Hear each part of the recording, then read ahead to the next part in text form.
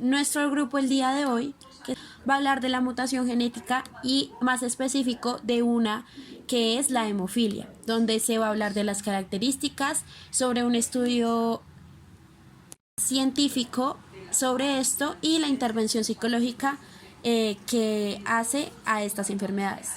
Se llama mutación a una variación espontánea y aleatoria en la secuencia de genes que componen el ADN de un ser vivo. Esta variación introduce cambios puntuales de tipo físico, fisiológico o de otra índole en el individuo que pueden o no ser heredados a sus descendientes.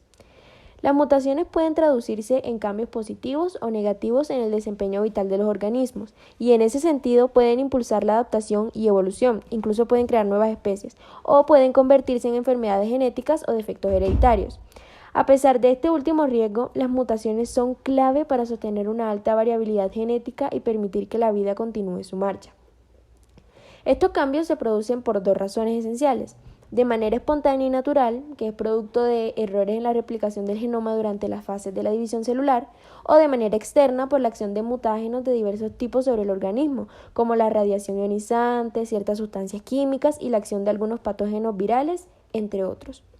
La mayoría de las mutaciones que experimentan los seres vivos son de tipo recesivo, es decir, no se hacen manifiestas en el individuo en que se originan, sino que permanecen inactivas e inadvertidas y pueden transmitirse a la descendencia en caso de que, al menos para seres vivos pluricelulares, la alteración se produzca en el contenido de las células sexuales, que serían los gametos.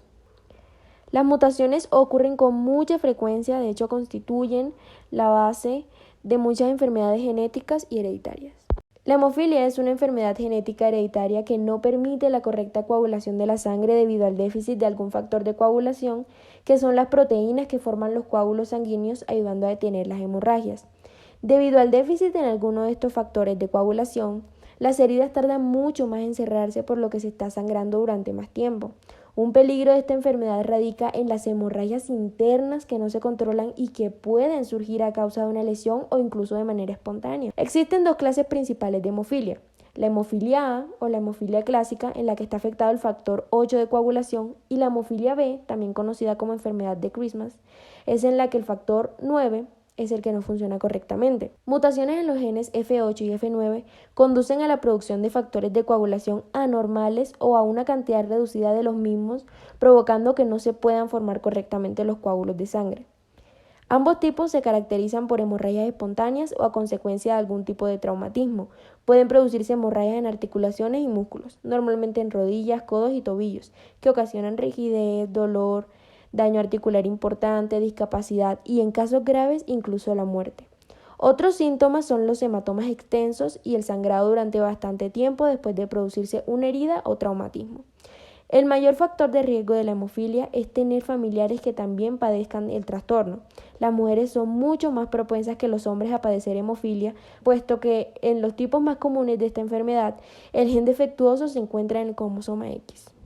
Bueno, dentro de los factores biológicos de la hemofilia hay que aclarar por qué es causada esta enfermedad. Entonces, básicamente la hemofilia es causada por una mutación o un cambio en uno de los genes que da las instrucciones para producir cierta proteína del factor de la coagulación para producir coágulos de sangre.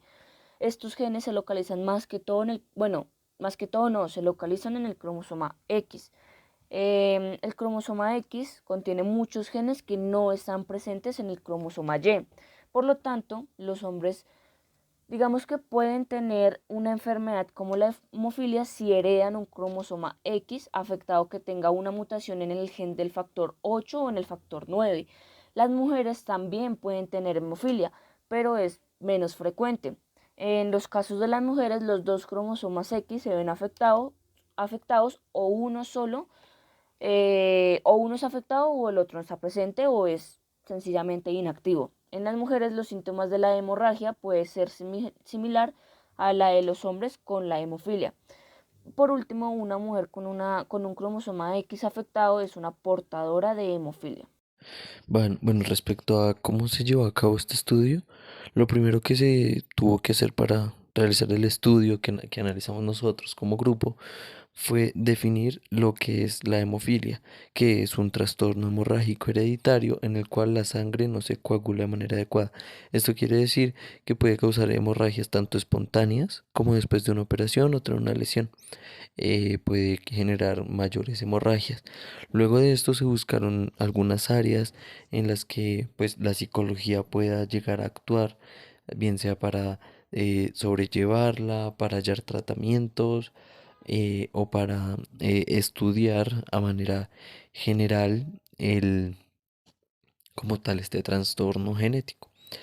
Em, También tenemos que después de realizar este análisis, em, se consultó con varios expertos, psicólogos expertos en esta área, perdón, para así poder corroborar esas áreas que previamente ya se habían analizado, de cómo podíamos intervenir los psicólogos, bien sea para tratarla o para estudiar esta enfermedad pues genética. Acá podemos ver el nombre del estudio, autores, volumen y link del estudio. Además de la atención general, la intervención psicológica es supremamente importante para llevar una enfermedad.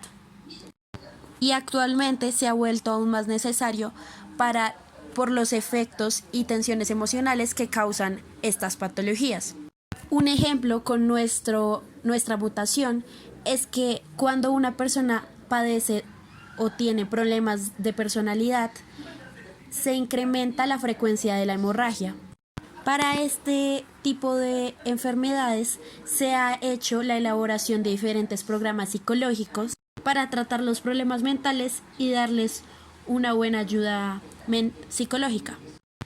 Además, se les da una ayuda psicológica también a los familiares, ya que cuando alguien padece de alguna enfermedad, no solo sufre esta persona, sino también las personas a su alrededor. Para esta patología se han identificado 3 trastornos mentales que han tenido pacientes con hemofilia, como la depresión mayor, la depresión crónica reactiva. También se ha detectado síndromes cerebrales y además hay un gran grupo que han llegado a abusar de los medicamentos. La ayuda psicológica, según el texto que elegimos, nos muestran un modelo de intervención para este tipo de trastornos y se divide en 2 partes, el proceso de evaluación y técnicas de intervención. En el proceso de evaluación se identifican las conductas y se identifican los problemas que tiene el paciente y se establecen objetivos para ayudarlo.